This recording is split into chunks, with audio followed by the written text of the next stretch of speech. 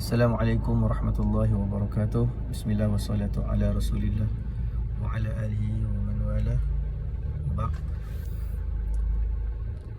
Menutup aurat adalah salah satu perintah daripada banyak-banyak perintah Allah Subhanahu wa taala ke atas kita, hambanya yang bergelar muslimin muslimat, mukminin mukminat.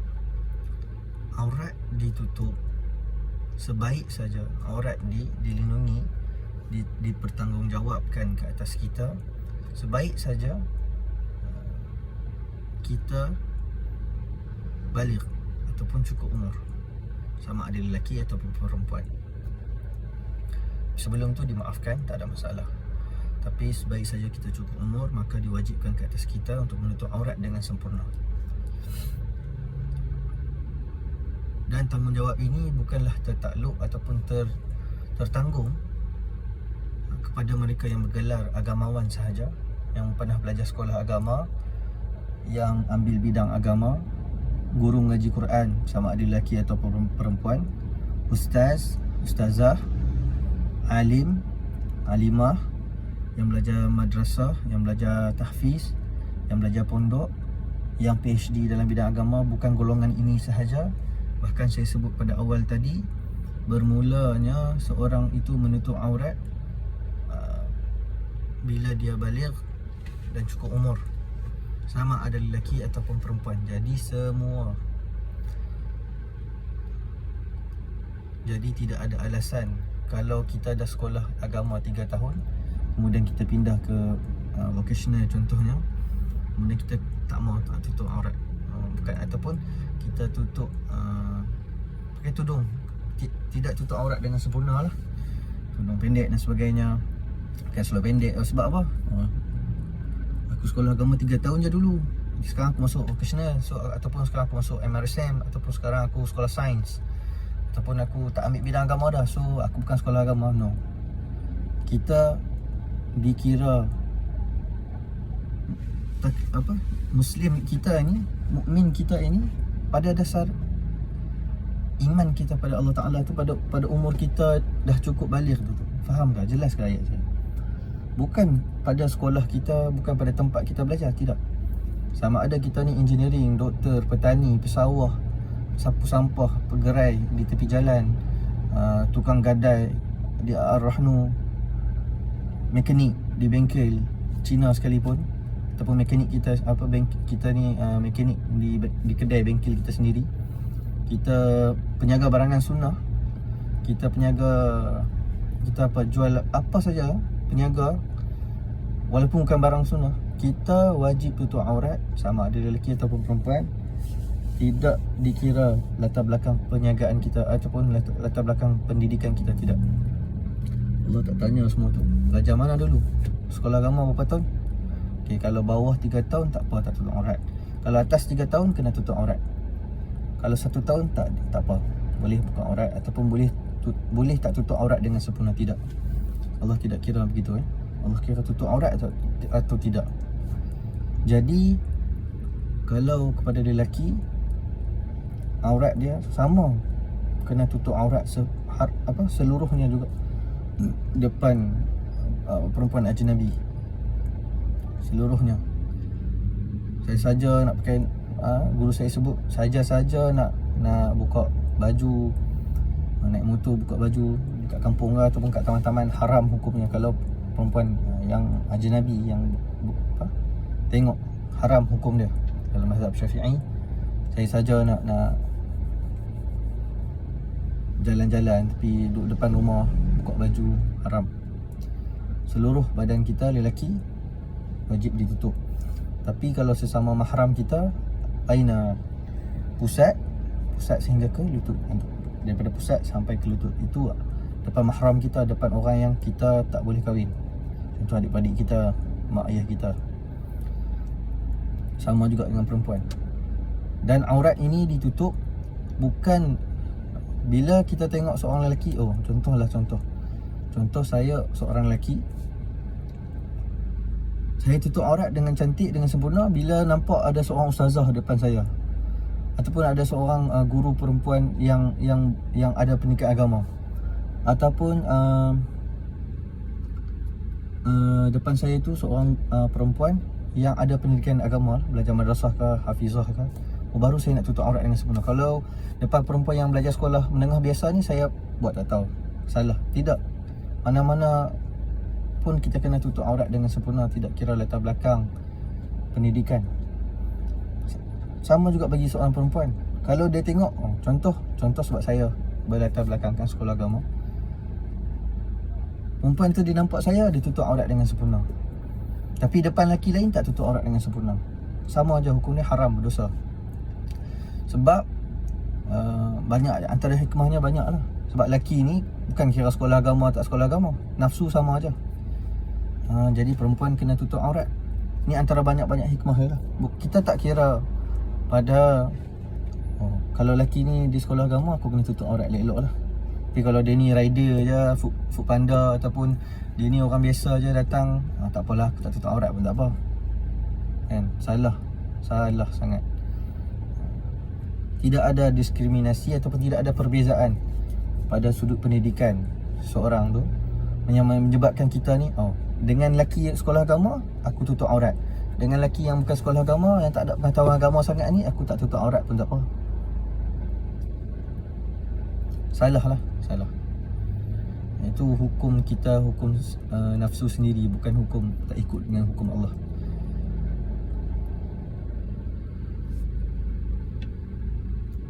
Dan aurat ini tambah-tambah pula kalau kita ni dah bernikah, dah kahwin.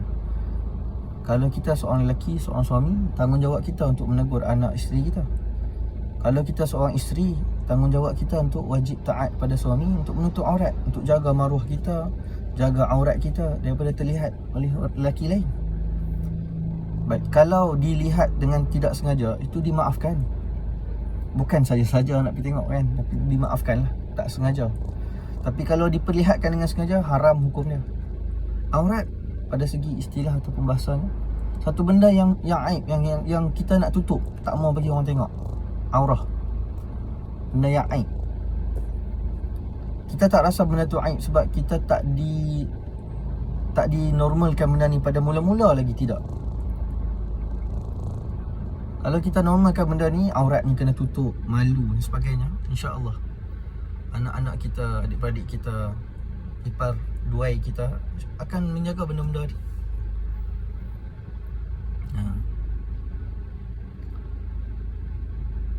Dan seorang suami akan dipertanggungjawabkan. Suami, bapa anak lelaki akan disoal. Suruh tak isteri kamu, adik-beradik kamu perempuan, anak-anak kamu menutup aurat dengan sempurna?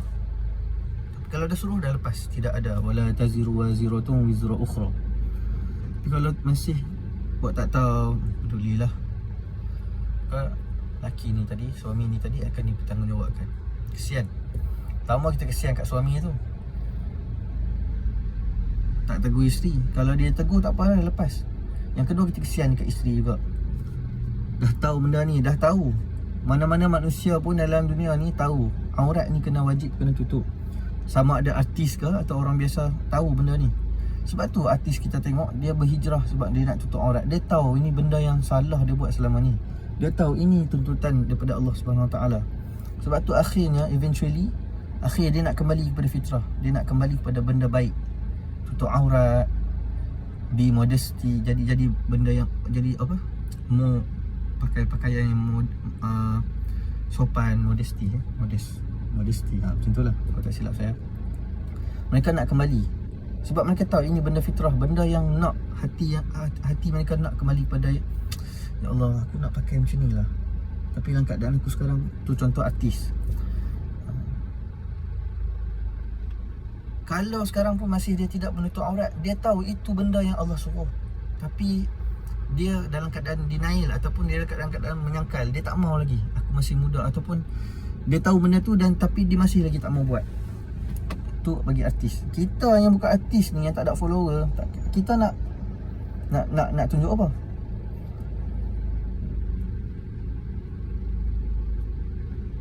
Untungnya orang yang ada followers ni, satu figure kepada masyarakat yang membuatkan orang akan ikut dia. Orang ikut dia sebab dia ada satu persona yang menyebabkan orang nak ikut. Niloufar, dia punya trendsetter yang Niloufar buat ni menyebabkan ramai orang nak berubah. Dia pahala banyak lah kat dia. Yang paling banyak sekali siapa? Nabi Muhammad SAW. Menyebabkan kita nak ikut Nabi. Nak ikut Nabi. Ini contoh kalau dalam masyarakat kita, orang yang ada sebagai seorang figura dalam masyarakat, public figure ni, dia mampu beri kesan pada masyarakat untuk ikut sesuatu yang baik, itu sangat bagus bagi dia. Sebab tu penting, kalau jadi public figure, penting untuk tahu nak mencorakkan masyarakat, nak bagi kesan yang baik, value yang baik, nilai yang baik dalam masyarakat. Kalau kita pun, tapi atas manusia tu juga, kalau kita duk follow orang yang jenis pakai telanjang, maksudnya pakai singkat, pakai ketat, seksi sebagainya, habuan kita lah. Dan kita ni sebagai orang biasa ni, kita nak apa yang kita nak ni? Nak perjuangkan apa? Kalau tutup aurat pun tak boleh. Kita nak berlakon, tak ada. Jadi artis nyanyi pun tidak. Apa yang kita nak ni? Nak sombong dengan Allah, kenapa? Untuk tidak menutup aurat dengan sempurna. Lengan, kalau dalam rumah, ipar duai, lengan apa semua ni dimaafkan. Kaki itu orang kata dimaafkan pada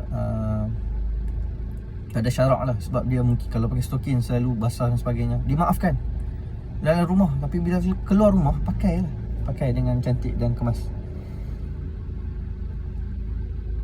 Aurat adalah satu benda yang penting lepas solat. Solat ni perkara pertama. Kedua ni aurat. Aurat penting.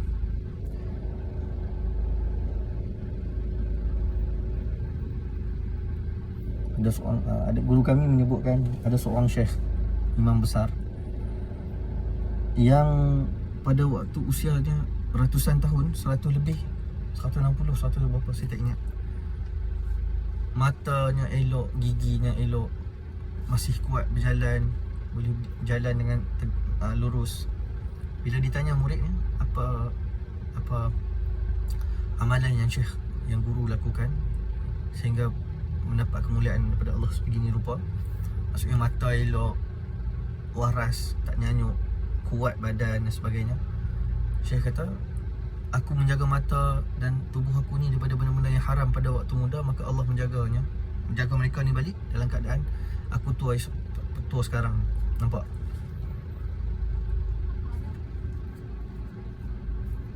Kita semua berhak kita akan mati dalam Islam dan iman, insya-Allah, amin. Tapi nak menuju ke arah tu, kita kena dah ikut path tu dah, kena ikut laluan tu dah. Kalau kita nak pergi ke Penang, tapi kita daripada KL tu kita jalan ke Johor, kita takkan dapat sampai ke Penang. Ada orang kata, aku taubat lah tu nanti. Ya, betul, taubat, ada niat yang baik, sangat bagus. Tapi jalan tu masuk tak? Kita masuk tak jalan taubat tu? Seminggu sekali, artis ke, orang biasa ke, seminggu sekali ada tak kita masuk jalan tu? Kalau tak ada, langsung macam mana kita nak bertaubat? Tak pernah nak pergi Penang, duduk kat KL, nak pergi Penang, cakap tak apalah nanti kita pergi Penang, last sekali nanti, kita pusing dulu KL ni. Tapi sampai ke sudah tak masuk jalan nak ke Penang, masuk jalan Johor, takkan sampai Penang. Begitu juga kita ni, orang Islam, mukmin, Muslim dan mukmin ni, kita cakap kita nak mati dalam Islam dan iman, amin, mudah-mudahan. Tapi jalan yang kita lalui ni, hidup kita ni, kita hidup tak dalam jalan Islam dan iman tu? Syariat kita macam mana? Kita jaga tak? Itulah. Buat solat pertama, kemudian yang lepas-lepas tu lah. Solat paling penting. Kalau tak solat, tidak ada guna benda-benda yang lain, takkan berguna. Sedekah kita lah, sedekah tu dikira, tapi dia seolah macam bocor, seolah-olah tak boleh ni, kamu solat, kamu tak solat, kamu baik dengan mak ayah, bagus, ada markah dia, tapi markah dia kecil-kecil je. Kalau solat ni markah dia bulat penuh, yang lain semua titik-titik je. Jadi takkan, kena solat dulu. Pertama solat. Inna solata tanha 'anil fahsya'i wal munkar. Solat itu Allah bagi jaminan akan cegah kita buat benda, akan mencegah kita daripada membuat perkara fahsya dan munkar. Fahsya ni pada guru saya beritahu perbuatan-perbuatan yang berkaitan dengan kemaluan. Maksudnya berzina dan sebagainya. Lalu munkar, benda-benda munkar yang lain.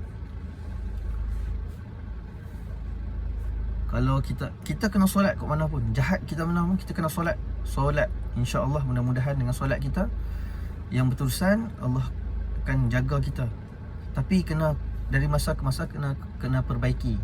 Dan saya tak kata mereka yang tak tutup aurat dengan sempurna ni solat mereka tak bagus. Siapa saya nak nilai kan? Tapi perlu ada pembaikan dalam solat. Saya sendiri pun, kita perlu ada pembaikan dalam solat kita. Mutu kita dalam solat kita tu, bagaimana kita nak dirikan solat kepada Allah Subhanahu Wa Taala. Sebab bila solat sempurna, yang lain sempurna akan ikut juga, insya-Allah.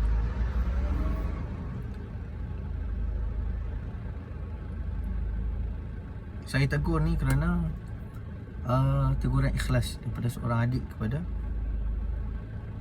kakak, daripada seorang abang kepada adik.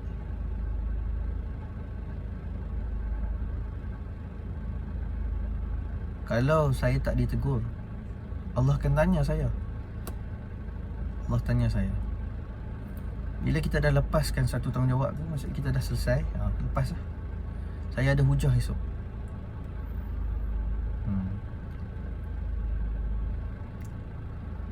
Saya rasa setakat tu dulu.